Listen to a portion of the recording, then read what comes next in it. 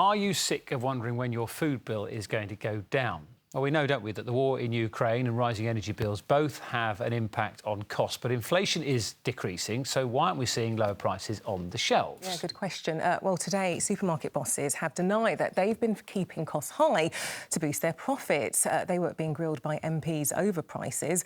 Danny Sinhar's been following all of this. She joins us now. So, Danny, what is going on? Well, you don't get much money, do you, when you go food shopping anymore? Everything is so expensive, and we know that families up and down the country really are feeling the pinch and they really are struggling. Now, interestingly, food inflation's down. So it was 15.4% in May, but according to the British Retail Consortium, it is now 14.6%.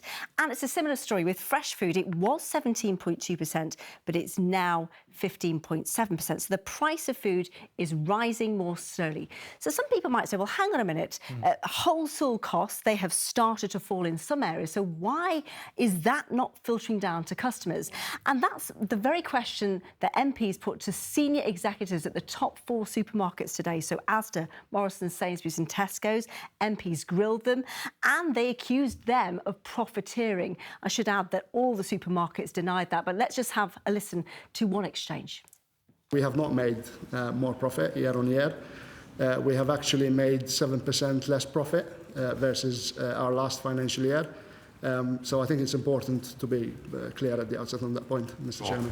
The public will just look at the numbers I've presented to you, and your group profits have gone up from before the COVID pandemic to now. How can it be possible that you're making hundreds of millions of pounds in additional profit? Incidentally, that Tesco boss there, he went on to say that the profits for Tesco were being squeezed. But I think what you'll find is that all supermarkets, they say it takes time for any of those wholesale costs to filter down. There's always a time lag as such. So has anything actually come from these talks today? Well, there have been some talk of there being a price cap, certainly for some basic food items, but I'm afraid there wasn't much appetite for supermarkets to get on board that. However, there was one concession. They have agreed to be more transparent when it comes to fuel costs. Now, there is a system in place in Northern Ireland at the moment. So, for example, you can see when you go to the pump the wholesale cost, and you can compare that with what the pump or the station themselves are selling that for.